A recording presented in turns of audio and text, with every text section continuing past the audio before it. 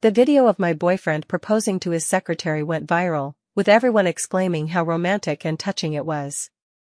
The secretary even posted online, confessing, "Finally, I've waited for you.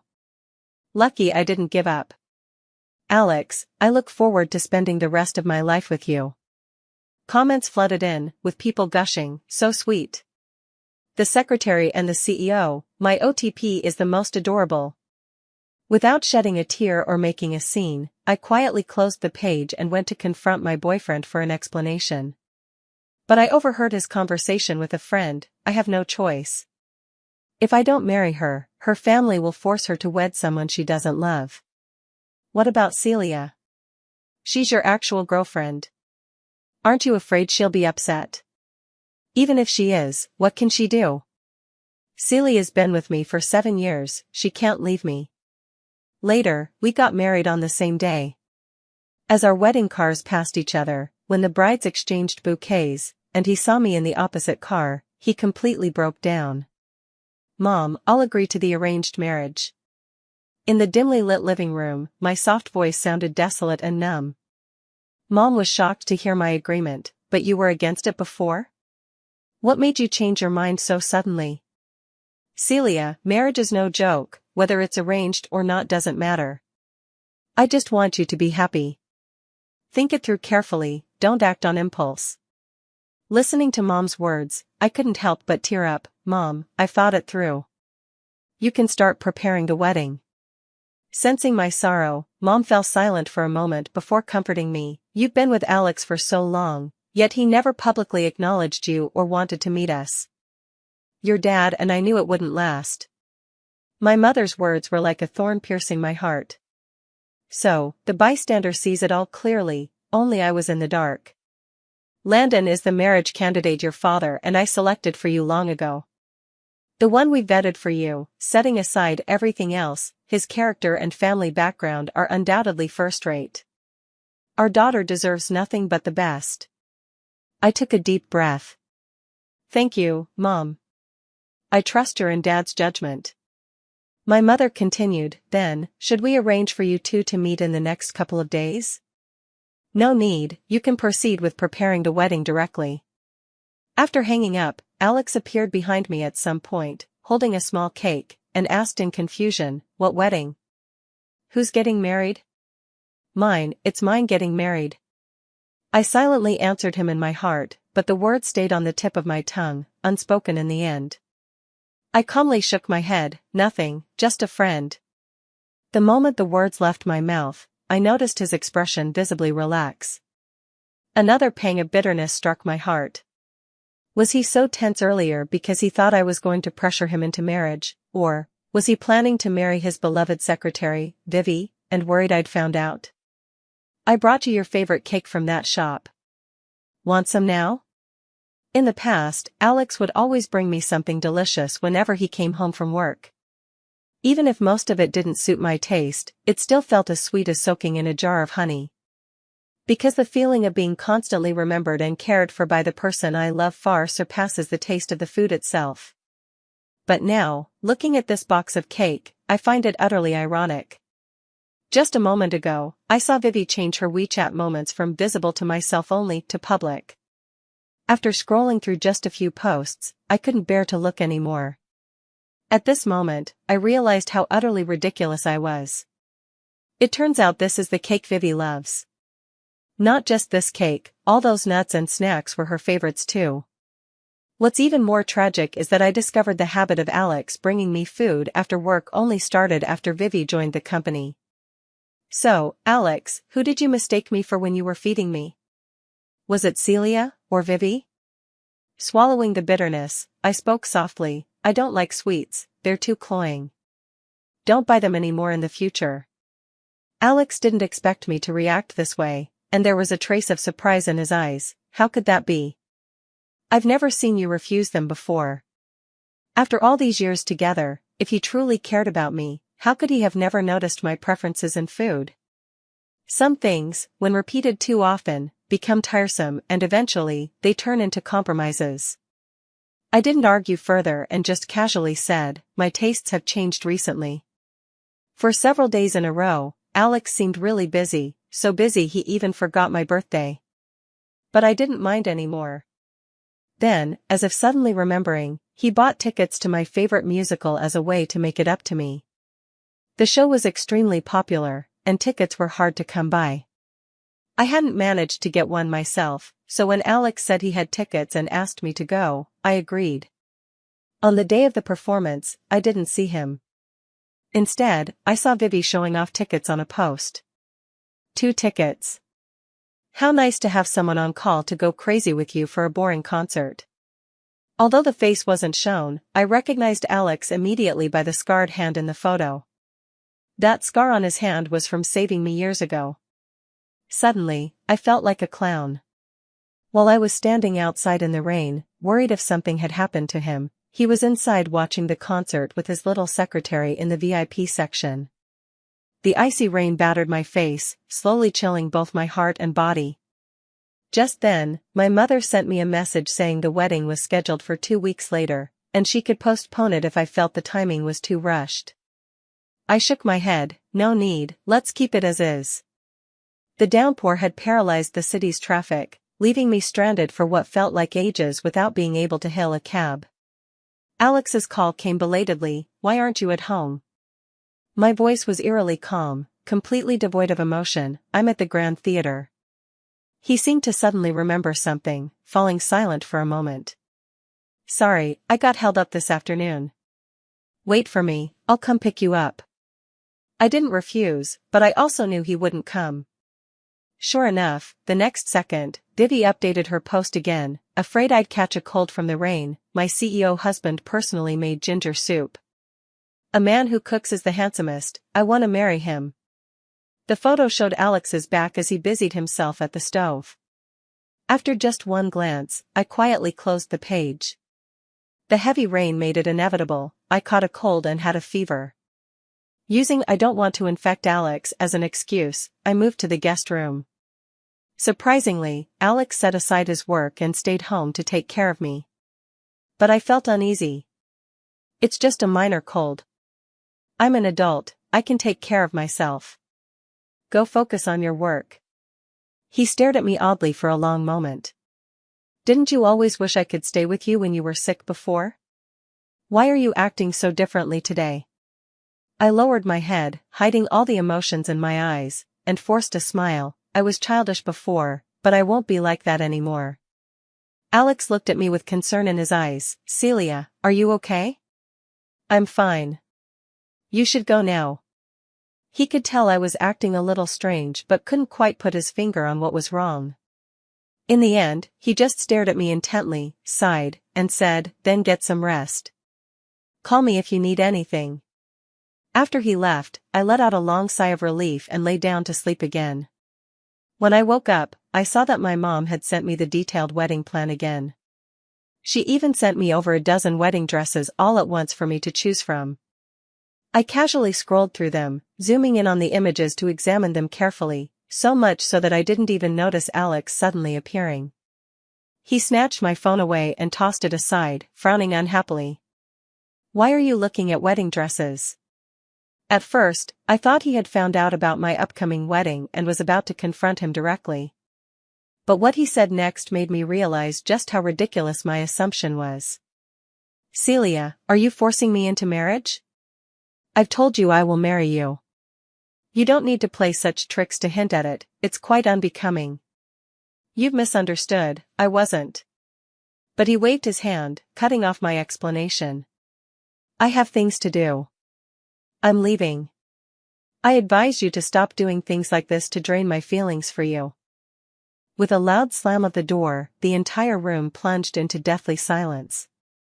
I stood there for a long time before letting out a self-deprecating laugh. "Alex, how much of your so-called feelings for me are left, let alone being drained?" If it were before, I would have been too upset by his misunderstanding to eat or sleep, but now, I quickly pulled myself together. I then turned my attention to the various wedding matters my mom had messaged me about. Before turning off my phone, I casually tapped on the red notification dot on the Moments tab and saw that Alex, who never posts anything, had just updated his status. "You're so wonderful, of course, I'd only feel at ease marrying you and keeping you by my side. Accompanying the post was a solo photo of Vivi and their wedding invitation. In less than a minute, our mutual friend commented, "Dude, did you just change brides like switching out fresh flowers?" So, Alex's new post disappeared instantly, but soon reappeared on Vivi's profile feed. Then Alex's call came through. In the past, I would have taken screenshots and called him first to demand answers. It would have inevitably ended in a fight. But this time, I didn't pick up before the call ended. Strangely, seeing that post didn't upset me much. Maybe I've gone numb. My first thought was that their wedding date was actually the same as mine. What a coincidence. Alex came home when I was already fast asleep. He quietly opened the door and walked to my bedside. "Celia, are you asleep? Why didn't you answer my call?" I turned my back to him and casually brushed it off, fell asleep by accident, didn't hear it. Alex exhaled in relief, bent down closer to me, and reached out to feel my forehead. "Still running a fever?" The moment he approached, the cloyingly sweet scent of women's perfume on him made me nauseous, nearly retching. Instinctively, I shifted aside to avoid his touch. His hand hovered midair, frozen in bafflement. Testing the waters. "Celia, did you see something?" I buried myself completely under the covers, my voice muffled. "No, I'm sick and feeling awful. I just want to sleep." I woke up the next day feeling slightly more at ease. Mustering my energy, I began packing my things, gradually erasing all traces of my existence in this home. It was then that I realized I had bought many matching couple items, and at first, Alex used them with me. But at some point, all those things had been tossed into a corner to gather dust. I packed up all these useless items and threw them into the trash. There was also an album, filled with photos of Alex and me traveling together, postcards we collected, train tickets from our long-distance days, and letters he wrote to me. This album was brimming with memories of Alex and me over the years. Yet, since Vivi appeared, no new photos had been added to it. Alex came back just as I was throwing this booklet into the fire. He rushed over frantically, desperately rescuing the charred booklet from the flames. Ignoring the pain from his burns, he angrily confronted me. "Have you lost your mind? Do you not realize how important this booklet is to us? Why would you burn it?" Alex rarely gets angry with me. This was the first time he had ever raised his voice. The concern in his eyes didn't seem fake, but him secretly planning to marry someone else was also undeniably true. Not wanting to argue with him, I casually replied, "The booklet got moldy and full of bugs. I backed up everything inside. We can just make a new one later." Hearing this, his anger subsided. While applying the burn ointment for him, Alex suddenly spoke up, staring at me. "Celia, you seem a bit down lately. Is work pressure getting to you? I booked a private customized trip for you. Go out and unwind a little." My hand paused mid-application as I looked up at him. "Just me alone? You're not coming?" Alex sighed with regret and said, "I'm too busy with work, I can't get away. Next time, okay?" "But Alex, we don't have a next time." I lowered my head and continued with what I was doing. "It might be hard to get time off from the company. You don't need to worry about it. I'll take care of it for you." I insisted, "But I don't want to go." His tone left no room for refusal. "Be good, I've already booked it. There's no way to cancel it now." I didn't speak, but a chill ran through my heart. I remembered last night, in that half-asleep state, hearing Alex on the phone with someone. I don't plan to tell her. The longer I can keep it from her, the better. To be safe, during the wedding, I'll book her a travel itinerary so she can go on a trip. The person on the other end sighed, "And then? Are you going to make her the other woman?" Alex fell silent for a long time upon hearing this. He took a deep drag of his cigarette and exhaled slowly. After what felt like an eternity, he finally spoke. "As for the future, we'll just have to take it one step at a time." My heart felt like it was being twisted with pain. Lying on the bed, I let tears blur my vision, thinking about how these 7 years had been nothing but a joke. "Alex, it's as if I never truly understood you at all. If you don't love me anymore, why couldn't you just say it plainly instead of choosing to deceive me? Were you afraid I'd cling to you? That's why you found a way to send me away during the wedding. Honestly, you didn't need to go through such complicated measures. Alex, I'll disappear from your world completely, just as you wish. I asked him, when is the flight ticket for? 2 days later. I smiled, alright, I'll go. Hearing this, Alex visibly relaxed and instinctively reached out to pat my head. I subtly dodged his touch. He paused for a moment, then smiled and said, before I go, let's have a meal together. After a moment of hesitation, I finally nodded. Tomorrow would mark exactly 7 years since Alex and I got together. Let's make this a proper farewell, then, clear everything up once and for all, so this relationship begins and ends on the same day. The next day, I arrived at the restaurant Alex and I had agreed upon much earlier than planned. He showed up on time as promised, though with an unexpected addition, Vivi by his side. Celia, Mr. Lee, and I happened to be handling business nearby, so we came together. I hope we're not interrupting? I shook my head, though I couldn't help feeling regretful. It seemed even this final farewell meal wouldn't end perfectly. Alex ordered a table of light dishes. Seeing this, Vivi couldn't help but laugh. President, these dishes are too bland, they probably don't suit Celia's taste, do they? Alex replied nonchalantly, you're on your period. You shouldn't eat spicy food. He said considerately, summoning a waiter to remove the cold drink in front of Vivi and replace it with a cup of brown sugar ginger tea. Vivi pouted, grumbling unhappily that Alex was being too controlling. Alex tapped her forehead affectionately and said, if I didn't take care of you, you'd be crying from a stomachache later. Vivi stuck out her tongue, it's not that exaggerated, you're just overthinking because you care about me too much. The two of them flirted shamelessly in front of me, acting as if no one else was around. I watched coldly, my heart too numb to stir even a ripple. While eating my meal, I suddenly heard someone shouting that there was a fire. The crowd immediately grew restless, and everyone started scattering in all directions, rushing outside. Just as I stood up, I saw a figure dart past me in a flash. The next moment, I saw Alex shielding Vivi tightly in his arms and rushing outside with her without even glancing back. Dazed, it felt as though I had traveled through time back to my 18-year-old self, witnessing the same scene. Back then, the person he had protected so selflessly in his arms was still me. Only after reaching a safe spot did Alex snap out of it. He turned to look at me standing not far away, his eyes filled with shock. I was too panicked just now. I didn't mean to.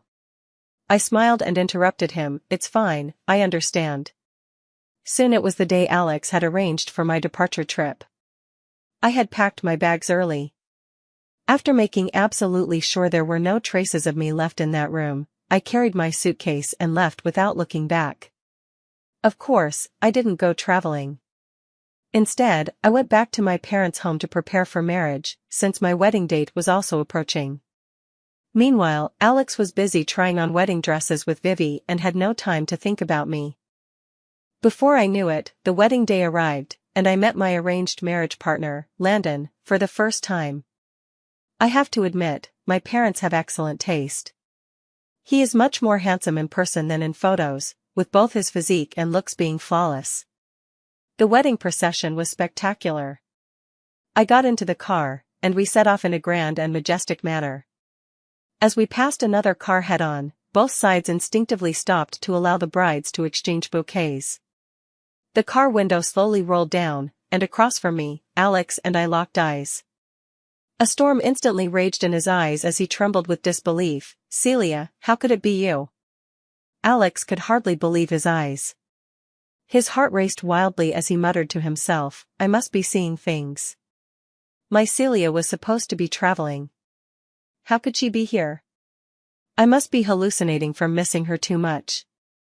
Equally shocked was Vivi, who stared at me in utter astonishment, speechless for a long moment. Compared to their shock, I appeared much calmer, with hardly any extra expression on my face, as I handed over the bouquet. Vivi seemed to snap out of a daze, blankly accepting it before handing hers to me. I smiled and said to her, I wish you happiness. The car window closed, the vehicle started moving again, and the two processions headed in completely opposite directions. It was a perfect reflection of my relationship with Alex, destined to part ways. However, the moment the car drove away, I thought I heard a heart-wrenching cry. Instinctively, I turned to look. But Landon, sitting beside me, suddenly reached out and covered my eyes. His somewhat aggrieved voice sounded in my ear, Celia, now that you've agreed, there's no turning back. Was it my imagination? Otherwise, why would I think he sounded aggrieved? Even though we got married today, we were practically strangers. Emotions like resentment really shouldn't exist between us. It must have been because my thoughts were just unsettled, leading to this illusion. I moved Landon's hand away and explained seriously, don't worry, I still have basic respect for contractual agreements. Since I agreed to this marriage, I'll honor the arrangement and won't go back on my word. Besides, Alex, he's not worth me doing this. In the other car, Alex grew more panicked as he thought about it, disregarding Vivi's attempts to stop him. He immediately called the airline to inquire about my information, only to receive the answer that I had not boarded the flight. His mind went blank for a moment, his hands trembling as he called the travel agency again. Did the tour guide pick up Celia? Upon receiving a negative answer, he completely lost it. That was Celia in the car just now, it had to be Celia. Celia lied to me. She never went on that trip at all. Celia. He frantically rolled down the car window, shouting toward my vehicle, but all that answered him was the fading exhaust fumes. Vivi tried to console him, Alex, you must be mistaken. That woman just looks a lot like Celia. But Alex wouldn't listen. He was convinced it was me and roared at the driver to turn around and chase after my car. Turn around now, immediately, and catch up to that wedding car. The driver had never encountered such a situation and hesitated, not taking immediate action. Seeing this, Vivi shouted at the driver, don't turn around, keep driving forward. She leaned her whole body toward Alex, trying to calm him down, Alex, whether that person is Celia or not has nothing to do with us anymore. Today is my wedding day. Don't let these outsiders ruin my special day. Whatever it is, can't we talk about it after the wedding, okay? But Alex wouldn't have it and pushed her away, get lost. With bloodshot eyes, he ordered the driver again, turn around immediately. Alex's face was terrifyingly gloomy, his eyes sharp enough to kill. Seeing this, the driver didn't dare hesitate any longer and immediately turned the car around, speeding ahead. Seeing this, Vivi panicked completely. Alex, today is our wedding, the guests are still waiting. What are you doing? Let's go back, okay? So many people are waiting. If you do this and waste time, what will our parents do? Alex wouldn't listen at all, he'd already lost his temper. Then we won't get married. Vivi didn't expect him to say this and panicked, no. Alex, you can't do this. You promised you'd take responsibility for me. If I don't marry you, I'll die. Alex, you can't treat me like this. Vivi shed bitter tears, but her desperate pleas and cries did not earn even a shred of sympathy from Alex. He looked at her with extreme irritation and disgust. If I take responsibility for you, who will take responsibility for me? My girlfriend is about to marry someone else. I can't control anything, I just want to bring her back. Alex kept urging the driver to speed up, while Vivi insisted on turning the car around. In her fury and desperation, she even tried to grab the steering wheel from the driver. Alex stepped in to stop her, and the three of them ended up in a chaotic struggle inside the car. A series of sharp honks blared out, followed by a loud, crushing collision sound. The wedding procession soon arrived at the hotel. While touching up my makeup, I finally got hold of my phone. The moment I turned it on, a flood of messages overwhelmed me. All from Alex. Celia, please answer the phone. Celia, I was wrong. Please come back. Don't marry someone else. I beg you, come back. I can't lose you. Countless missed calls and messages, not just from Alex, but surprisingly even Vivi had texted me. Yet they were filled with nothing but provocation. Celia, today is my and Alex's wedding day. He deliberately kept you away because he was afraid you'd cause trouble. If you have any self-respect, take the initiative to break up with him. Stop clinging on. The one who isn't loved is the real third party. Do you think Alex hasn't broken up with you because he loves you? No, he just pities you. He stopped loving you long ago. You're getting old, less young, beautiful, and energetic than I am. With me, he can feel the joy and vitality of life, while you're just a weary, faded woman. He says he can't stand even looking at you for another second. Reading these taunting words, I couldn't help but find them childish. It seems Vivi and Alex's so-called love isn't as unshakable as they claim. If it were, the victor would carry herself with dignity, not send these seemingly provocative but ultimately insecure messages behind my back. This wasn't the first time Vivi had provoked me like this. The last time she confronted me so bluntly was when I brought Alex his lunch for the final time. Alex ruined his stomach during his early years of entrepreneurship. Over the years, I've come up with all sorts of ways to prepare stomach-nourishing meals for him. After Vivi became his secretary, she also started cooking for Alex, using the excuse of being too busy with work and needing to save time. When she did these things, she never hesitated in front of me. Sister, you and the CEO are my great benefactors. I see how hard the CEO works, and as his secretary, I also have a responsibility to take care of his daily life. Alex and I had unintentionally helped Vivi in the past, and she always mentioned how we were her benefactors. At first, I felt a bit uncomfortable, always thinking that Vivi's actions seemed a bit overstepping. But Alex didn't seem to mind at all, saying he didn't see anything wrong with it and advised me not to overthink it. Don't overthink it. She just wants to repay our kindness. Since the girl has already gone through the trouble, it wouldn't be right for me to reject her gesture. Besides, her cooking skills are nowhere near as good as yours. Celia, trust me, okay?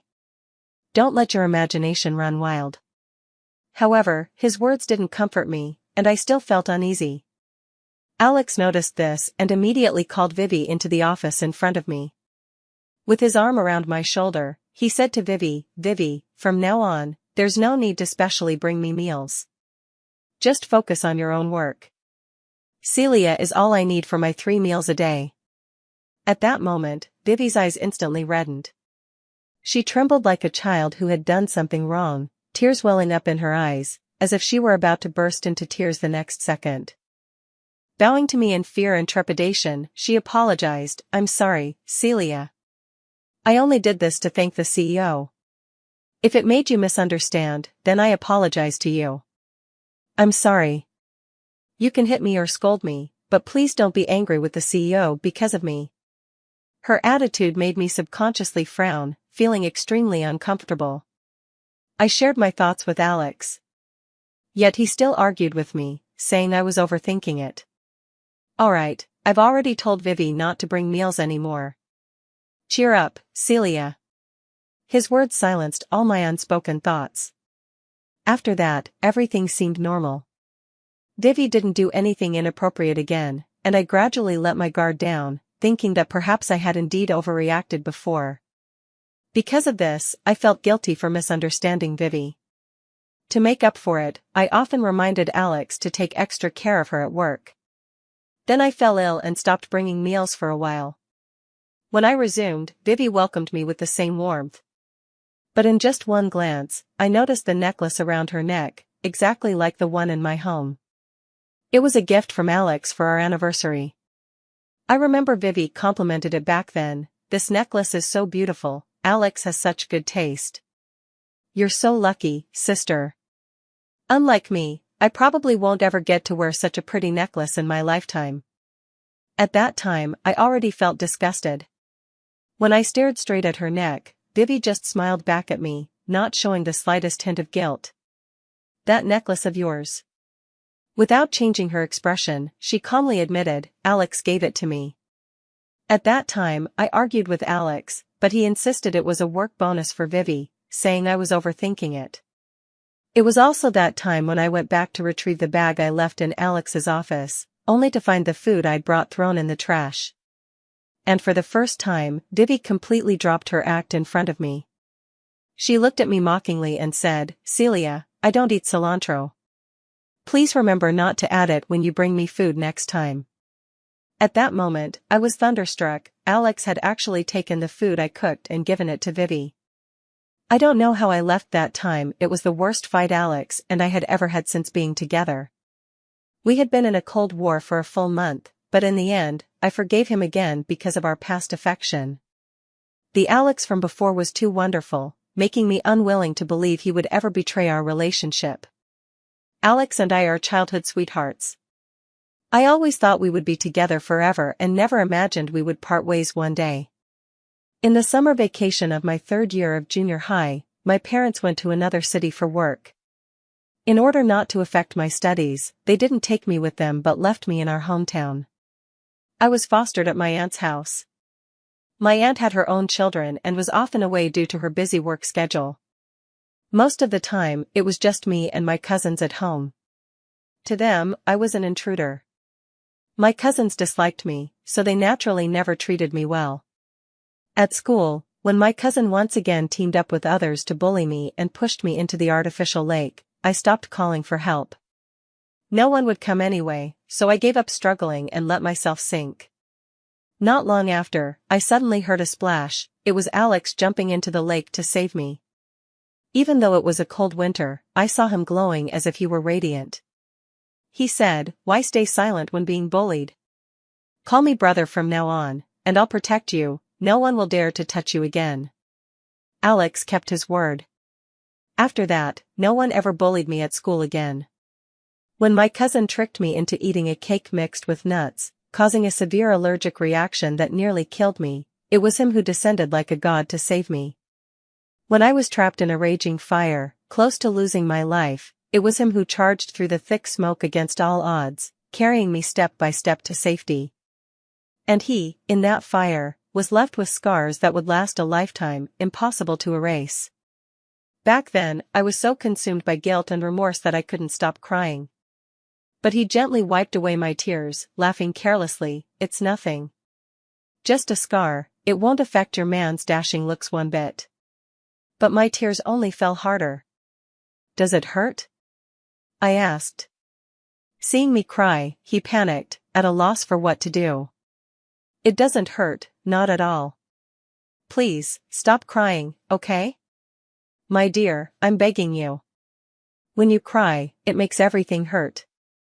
Back then, he could rush into a fire to save me without hesitation. Now, he charges ahead to save someone else dear to me, only, that person is no longer me. But later, the privileged Alex's family suddenly fell into misfortune. Overnight, his home was destroyed, leaving behind massive debt, and he plummeted from the heavens into the dirt. I stood on tiptoe to kiss away his tears. "You still have me. I'll always be here for you." Without hesitation, I chose the same university as him and flew to the city where he was. We got married right after graduation. Back then, Alex loved me deeply and treated me exceptionally well. Back then, we were poor, but we were happy. Living in a cramped partitioned group rental with no windows, we meticulously budgeted every day, trying to find ways to increase income and reduce expenses, hoping to pay off our debts as soon as possible. At that time, the only way we could relax was by holding hands and strolling the streets because it didn't cost a thing. Yet, even so, I still felt happy. As long as I was with him, even if we were just sitting quietly doing nothing, I felt utterly content. Once, he was drunk and held my hand, his eyes brimming with laughter. He fumbled in his pocket and pulled out a necklace, carefully draping it around my neck. "Wear this for now. When we have more money, I'll get you something better." Later, we really had money, and I got a better necklace. But my favorite is still that thin necklace from back then. Everyone says Alex treats me extremely well.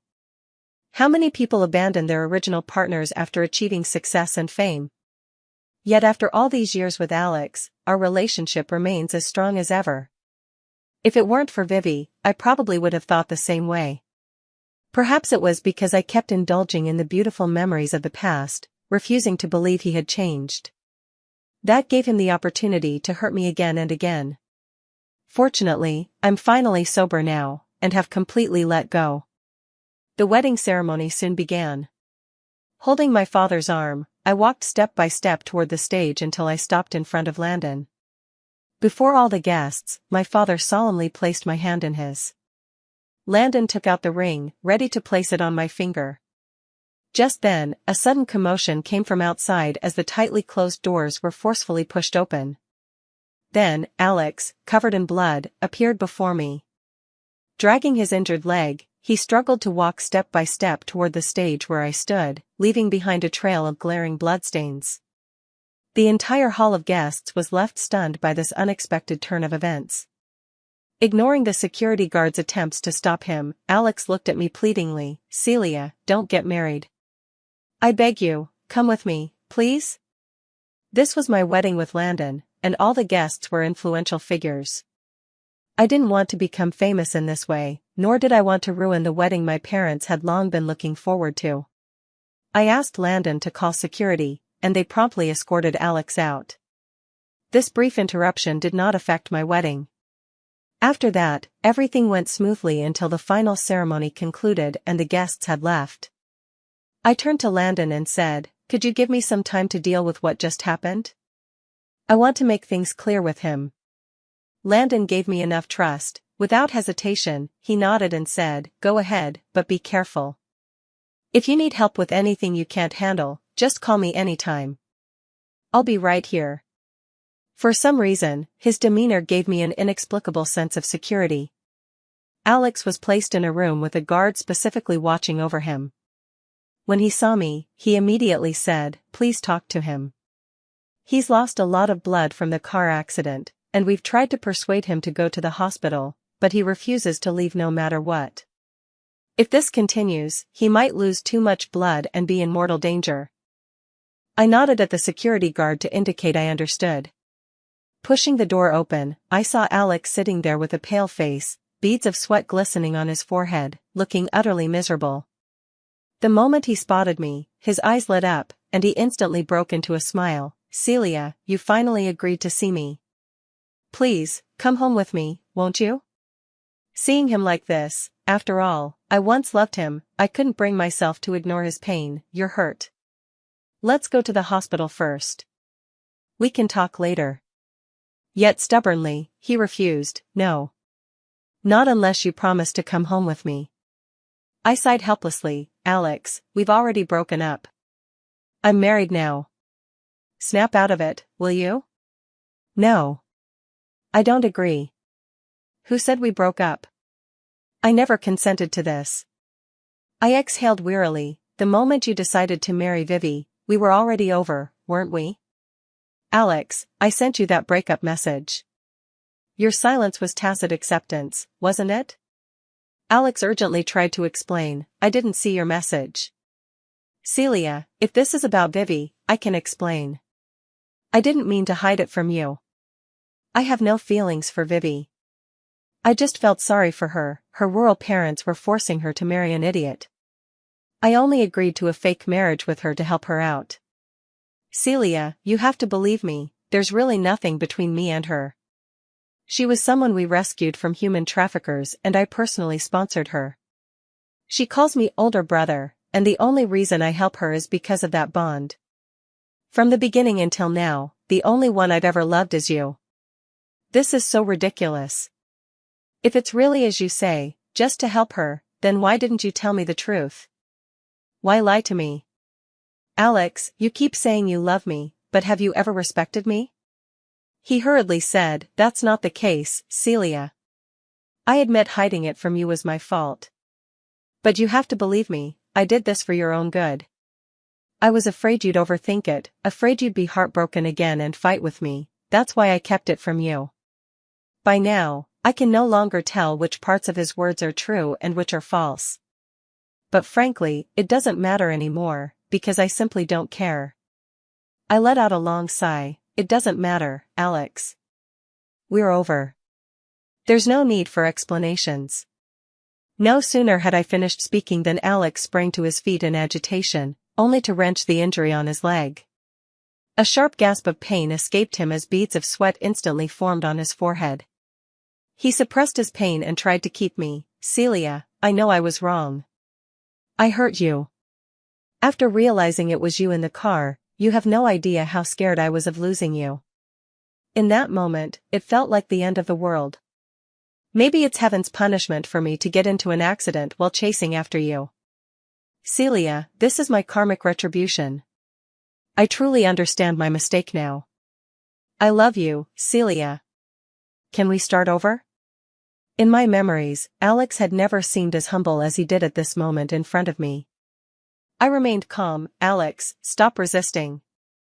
Admitting that your feelings have changed isn't something to be ashamed of. I believe you truly loved me before, but the fact remains, you've changed now. He anxiously interrupted me. No, I still love you now, believe me, Celia. I laughed. You say you love me, yet you can't even remember my preferences. All the food you bought for me was what Vivi loves to eat. You say you love me, yet even the gifts you give me are identical to Vivi's. You say you love me, yet you forget my birthday and our anniversaries. You say you love me, yet in the most critical moment, you cast me aside without hesitation and ran to someone else. Alex, so this is what you call love? If so, then your love is far too cheap. He looked at my indifferent expression and suddenly panicked. Celia, I know I was wrong. Just now, while waiting for you outside, I finally understood how it feels to wait for someone. I've made you wait so many times before, I'm sorry. I know there were too many things I didn't do right in the past. You have every right to be angry with me. Celia, I'm just asking for one more chance. I'll change, I'll become the kind of partner you deserve. His voice choked with emotion. I'll learn to cook for you, share the housework with you, pick you up and drop you off every day. I'll never eat food made by anyone else again. Whatever you like to eat, I'll eat it with you.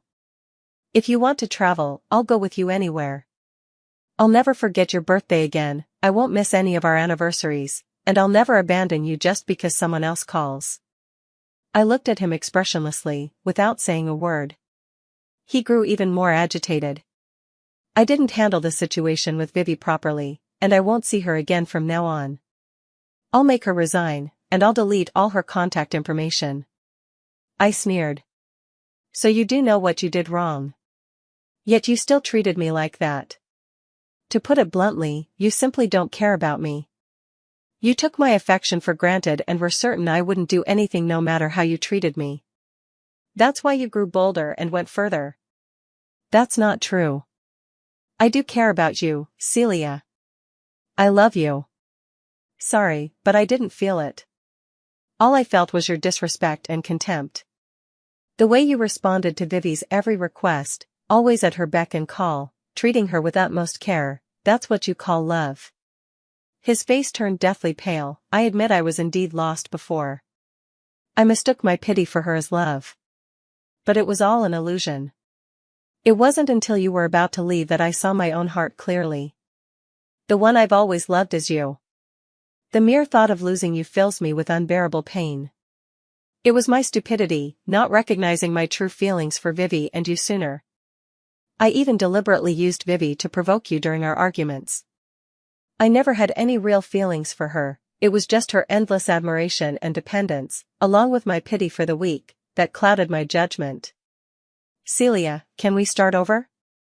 No, I don't love you anymore, I said flatly.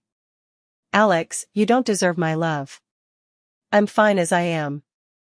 I deserve a beautiful, untarnished emotion, and a lover who is wholly devoted to me. With that, I turned and walked away. Despite his severely injured leg, Alex staggered after me, grabbing hold of me. His hands and legs were covered in blood, a sight both shocking and heartbreaking. I turned my head, my voice cold and hard. Stop playing the victim. It won't work. His body trembled slightly, his eyes filled with despair. No, Celia. With that, I walked up to Landon without hesitation. He smiled and reached out his hand to me. I took a deep breath, placed my hand in his, and as our eyes met, we shared a smile before walking away without looking back. Later, I heard that on the day of the wedding, the crash left Vivi severely injured. She was rushed to the hospital but couldn't be saved. As for Alex, despite everyone's efforts to stop him, he dragged his wounded body to find me. Due to the lack of timely treatment, the severely injured leg became necrotic and ultimately had to be amputated. A long time later, Landon and I had a child who was already 2 years old. Alex still tells everyone he meets, "Where is my Celia? Who took my Celia away?" 18-year-old Alex, if you ever meet 28-year-old Alex, never forgive him.